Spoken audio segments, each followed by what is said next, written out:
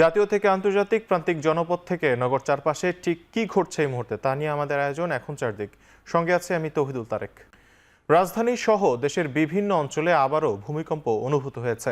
শুক্রবার দুপুর 1:52 এই ভূমিকম্প অনুভূত হয়। এই ভূমিকম্পের মাত্রা ছিল 5.3। উৎপত্তিস্থল বাংলাদেশের সাতক্ষীরা জেলার আশাশুনি এলাকায়। এটি মাঝারি মাত্রার ভূমিকম্প বলে জানিয়েছে আবহাওয়া অধিদপ্তর।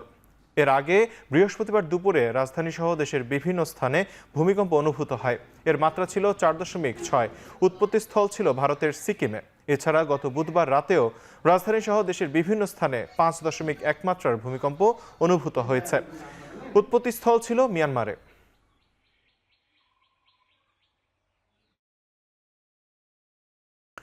ছুটির দিনে অমর একুশে বইমেলায় পাঠক দর্শনার্থী সংখ্যা কিছুটা বেড়েছে। এ নিয়ে আরও জানাতে যুক্ত হচ্ছেন শাহরিয়ার জামান পুলক।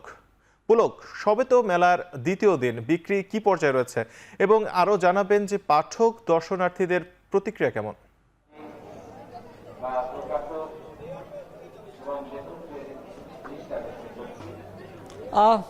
গতকালই আসলে শুরু হয়েছে যেই মেলাটি নিয়ে আসলে এত সংশয় ছিল, প্রাণের মেলা বই মেলা, সেটি অবশেষে গতকাল থেকে শুরু হয়েছে। গতকাল আমরা দেখেছিলাম যে পাঠক দর্শনার্থীদের সংখ্যা কিছুটা কম হলেও আজকে ছুটির দিনে সকাল থেকে কিন্তু সেই যে ভিটি মোটামুটি কিছুটা বেড়েছে।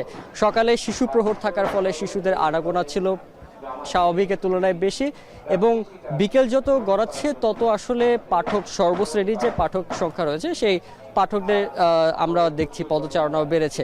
এবং যারা প্রকাশক রয়েছে, স্টলে যারা রয়েছেন, তারা কিন্তু বলছেন যে গতকালকে তুলনায় আজকে পদচারণা বেশি হওয়ার ফলে কিছুটা বিক্রিও বেড়েছে। গতকাল যেমন শুধু পাঠক শ্রেণীদের একটা আনাগোনা দেখা গিয়েছিল, আজকে মূলত সব ধরনের মানুষদেরই আসলে আনাগোনা রয়েছে।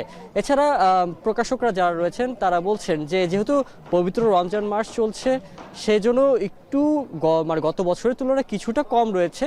তবে বেচাকেনা বলা চলে যে যেটি তারা করছিল, আশা করছিল, তার তুলনায় কিছুটা বৃদ্ধি পাচ্ছে। এবং আজকে যে আশাটা করা হচ্ছিল যে হয়তোবা কম যে বিক্রিটা তারা যে আশা করছে যে কম বিক্রি হবে, সে তার তুলনায় কিছুটা প্রত্যাশা বেড়েছে তাদের। তারা বলছে যে আগামী যে কয়েকদিন যাবে, এই কয়েকদিনেই তারা বুঝতে পারবে যে কতটুকু তারা ক্ষতি পুষে উঠতে পারবে কিনা। যে এবারে আসলে তারা ধরে রাখছিল যে বইমেলাটিতে তারা কিছুটা ক্ষতির মুখে পড়তে পারে। তবে এটি আসলে কতটুকু হবে সেটি আগামী 3 থেকে 4 দিনের মধ্যে তারা বলছে যে বোঝা যাবে। তবে তারা আশা রাখছেন যেহেতু কিছুদিন গড়াবে, মানুষদের কাছে পৌঁছবে যে বইমেলাটি হচ্ছে। কারণ বলা হয়েছিল যে এবার হয়তো বইমেলা নাও হতে পারে, কিন্তু পাঠক শ্রেণী যারা রয়েছেন তারা হয়তো আসবেন, যেহেতু নির্বাচনেরও একটি বিষয় ছিল। সেক্ষেত্রেও অনেক পাঠকরাই কিন্তু আসলে বইমেলায় আসেননি, তবে এখন তারা আসবেন। তো এই ছিল মোটামুটি বইমেলা প্রাঙ্গণ থেকে আজকে সে বিকেলের প্রহরের সবশেষ তথ্য। শাহরিয়ার জামান পুলক জানাচ্ছিলেন অমর একুশে বইমেলার সবশেষ খবর। নরসিংদীর মাধবদীতে ধর্ষণের ঘটনা ধামাচাপা দিতে বাবার কাছ থেকে কিশোরীকে ছিনিয়ে নিয়ে হত্যার ঘটনায় শুক্রবার সকাল পর্যন্ত 5 জনকে গ্রেপ্তার করেছে পুলিশ। বৃহস্পতিবার দিবাগত রাতে নিহত কিশোরীর মা বাদী হয়ে মাধবদী থানায় মামলা দায়ের করেন। মামলার পরপরই বিভিন্ন স্থানে অভিযান চালিয়ে 5 জনকে গ্রেপ্তার করে পুলিশ।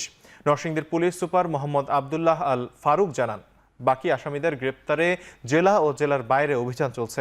স্থানীয়রা জানান, প্রায় 15 দিন আগে নুরাস নেতৃত্বে 6 জন বখাটে ওই কিশোরীকে সংঘবদ্ধভাবে ধর্ষণ করে। অভিযোগ রয়েছে স্থানীয় প্রভাবশালীরা বিষয়টি মীমাংসার নামে ধামাচাপা দেওয়ার চেষ্টা করেন।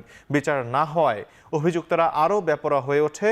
ঘটনার 15 দিন পর গত বুধবার কিশোরীকে তার বাবার কাছ থেকে জোর করে তুলে নিয়ে যায় বখাটেরা। পরে তাকে হত্যা করে দড়িকান্দির একটি সরিষা ক্ষেতে ফেলে রাখা হয়।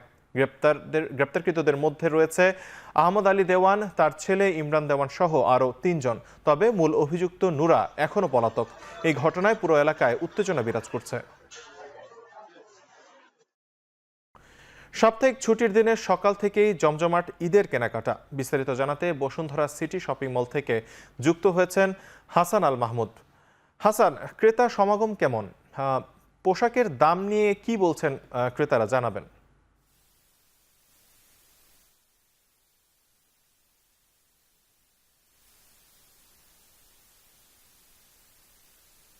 যদিও এই মুহূর্তে কিছুটা ইফতারের আগ মুহূর্তে কিছুটা ক্রেতাদের যে সমাগম সেটি কিছুটা কমেছে, তবে সকাল থেকে আমরা দেখতে পাচ্ছি যে বিভিন্ন নানা বয়সী নানা শ্রেণী পেশার মানুষ কিন্তু এখানে ভিড় করছে, এবং দেশি বিদেশি যেসব ব্র্যান্ড রয়েছে সবগুলো ব্র্যান্ডের দোকানেই কিন্তু প্রচুর পরিমাণে আমরা ভিড় দেখতে পেয়েছি। এবং সেখানে যেমন তৈরি পোশাক রয়েছে, একই সাথে অন্যান্য যেসব সামগ্রী সেগুলোতে রয়েছে, বিশেষ করে ইলেকট্রনিক সামগ্রী কিংবা জুয়েলারি সহ কসমেটিক্স এর পণ্য, সেগুলোতে কিন্তু ব্যাপক মানুষের উপস্থিতি আমরা এখানে লক্ষ্য করেছি। এবং আজকে এখন পর্যন্ত আসলে আরো প্রায় 18-20 দিনের মতো বাকি রয়েছে ঈদের, ফলে সেই কেনাকাটা আরো জমে উঠবে এমনটাই কিন্তু প্রত্যাশা করছেন এখানকার ব্যবসায়ীরা। তবে ক্রেতারা যদি বলছেন যে আসলে বিগত বছরগুলোর তুলনায় এবারে আসলে কিছুটা অনেক পণ্যের আসলে দাম বেড়েছে, এবং সেই দাম বাড়ার পিছনে আসলে নানা কারণ বলছেন। এবং সেক্ষেত্রে আসলে কিছুটা যেহেতু এখানে বসুন্ধরা শপিং কমপ্লেক্সে আসলে মধ্যবিত্ত শ্রেণীর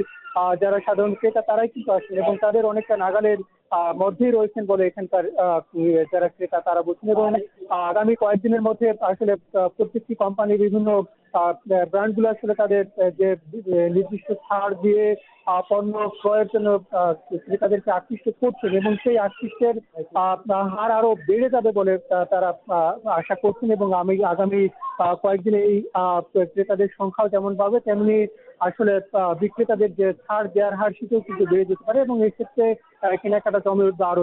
সবাই প্রত্যাশা করছেন যে ঈদ এবার স্বাচ্ছন্দ্যে কাটবে, সেই প্রত্যাশাই কিন্তু এখানকার সাধারণ ক্রেতা বিক্রেতারা করছেন। তো এই ছিল আমার কাছে এখান থেকে সবচেয়ে পরিস্থিতি।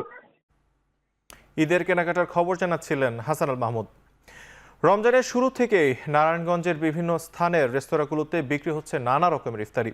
নারায়ণগঞ্জের ইফতার বাজারের বেচাকেনা সহ বিস্তারিত জানাতে নগরের প্রাণকেন্দ্র চাষাড়া থেকে যোগ দিচ্ছেন ইমরান আলী সজীব।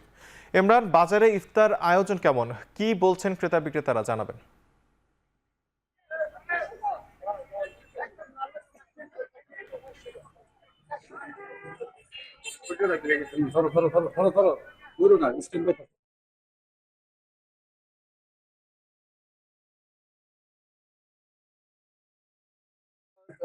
ইফতার বাজারের যে বিষয়টি